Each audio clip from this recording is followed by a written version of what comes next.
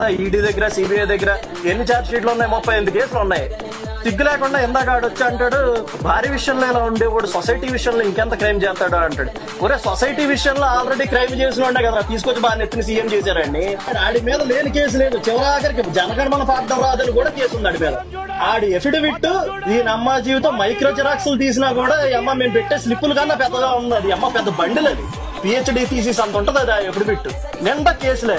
ఈ అమ్మ మళ్ళీ ఏమైనా మాట్లాడితే పవన్ కళ్యాణ్ 3 పెళ్లిళ్ళు చేసుకున్నాడు. పవన్ కళ్యాణ్ 3 పెళ్లిళ్ళు చేసుకున్నాడు రా. పోలవరం అయిపోయిందా దానివల్ల? రాజధాని అయిపోయిందా?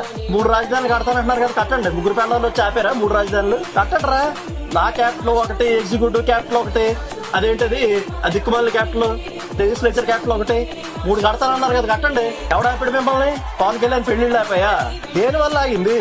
ఇప్పుడు ఇదే జగన్మోహన్ రెడ్డి వచ్చి కేంద్రం మెడలు ఉంచుతాం, కేంద్ర ప్రభుత్వానికి సంబంధించిన మెడలు వంచేందుకు మీ అందరికీ స్పెషల్ ప్రత్యేక హోదా తీసుకొస్తాం. ప్రత్యేక హోదా ఎలా రాకుండా పోతుందో కూడా గట్టిగా చూస్తామని చెప్పి కూడా చెప్పండి. ఏమైంది ప్రత్యేక హోదా? 2 ఎంపీలు ఉండేవారు టీఆర్ఎస్ కి, కేసీఆర్, విజయశాంతి. ఒక్కరోజు పార్లమెంట్ జరిగిన పాపాను పోవడం లేదు. వాళ్ళు ఇద్దరు రోజు వెళ్లోనే ఉండేవాళ్ళు. 21 మంది ఎంపీలు ఉన్నారు. మీకు ఏం పీకడానికి ఉన్నారు మీ ఎంపీలు? ఒక్క రోజన్నా వెళ్లలో ఉన్నారా? సరే ఈ పోనీ 4.5 ఏళ్ళు అయింది. 4.5 ఏళ్లలో కేంద్రానికి వ్యతిరేకంగా ఒక్క ఓటేసారా మీరు? ఒక్క బిల్లు చూపించండి మీరు ఓటేసింది.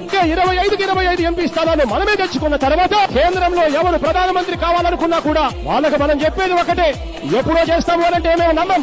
నువ్వు సంతకం పెట్టు, ఆ తర్వాత మద్దతు ఇస్తాము అని చెప్పి చెబుతాం. తొల్లు కబుర్లు చెప్తారు అక్కడికి వచ్చి. కేంద్రం ఎందుకు దిగిరాదో చూస్తాం.